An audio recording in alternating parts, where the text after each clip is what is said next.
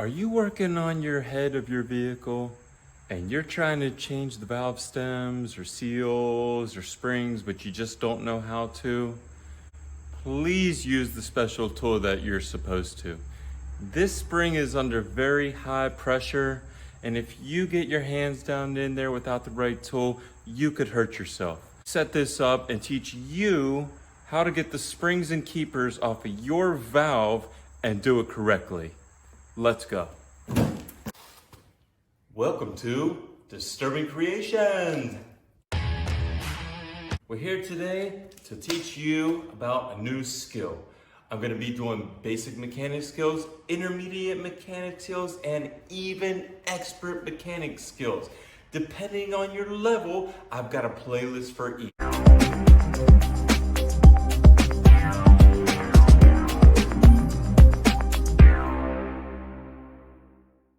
So I'm going to do one from the side so you can see how it wraps around.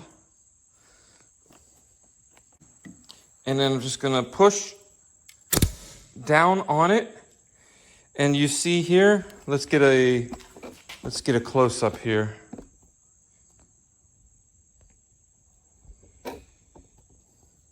Now do you see how this one looks like it's sticking out farther than this one?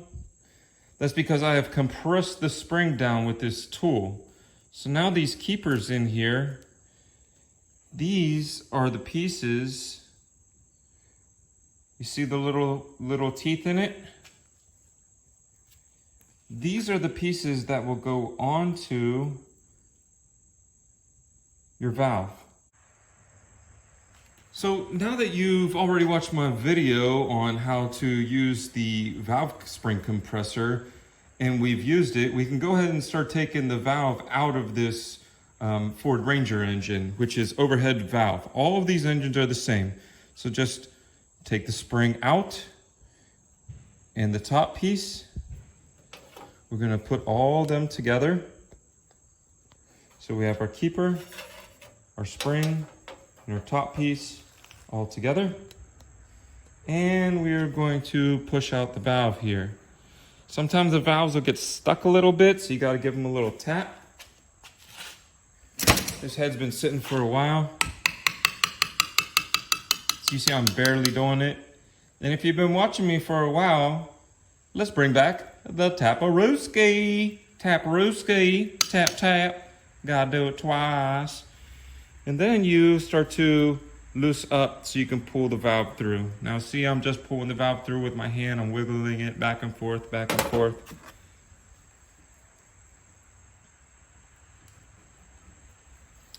And on the other side, you can see where I'm pulling the valve out from. So all the valves are inside the cylinder, but this one is now gonna come out. Let's take a look at what this looks like.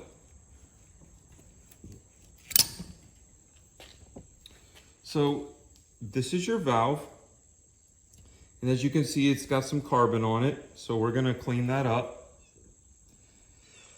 The carbon gets up inside the valve seat, which is right here.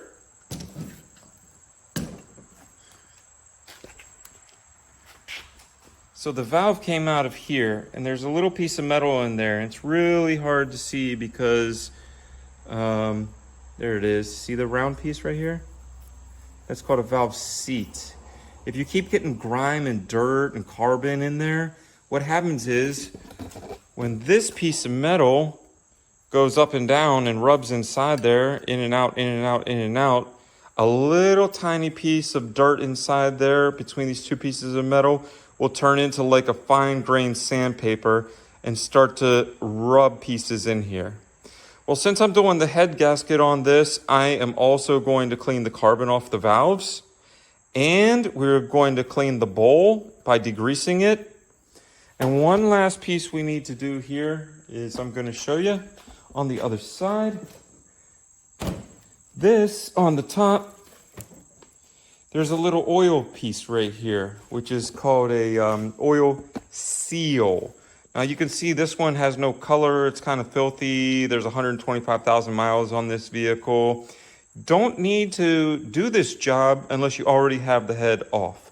I mean, I have the head off already. I'm putting the new head gaskets in, so we might as well just put the new seals in. So I'm gonna go ahead and pull this seal off, show you how to pull it off, and then show you what the new seal looks like as well. And we're back. So I'm just gonna get an everyday pair of pliers, and I'm gonna grab the seal at the very top and just kind of wiggle it all around, and there it is. Pulls right off. So it's still hard to see. You can see all the nastiness on the seal. It's kind of burned up. It will still work. You know, it has a little bit of flexibility to it, but not really. But let's compare it to this. That is a new seal. So you see the difference in the seals here? This one is crusty and dried up and doesn't look very good. Doesn't look like it's sealing. And when I took it off, I bent it a little bit even. And this one, you know, like the rubber is brand new. Look, I'm forming it down. This one, well, I just tried to form it down, it cracked. So that's not very good. See? So now you're gonna clean this area right here where the stem is. Clean it very good. Once you take all these out and take all these seals out, you can degrease the head, and then you're gonna put this down on. You're gonna put it on like a seal, put something flat on top of this and tap it on. They do make a seal push-on tool. I just don't have it because I've been doing it for so many years without that. I'm pretty good at doing these. Once you pop this down in, then you just do the reverse. You're gonna put the valve back up through. You're gonna put the spring on. You're gonna put the cap on.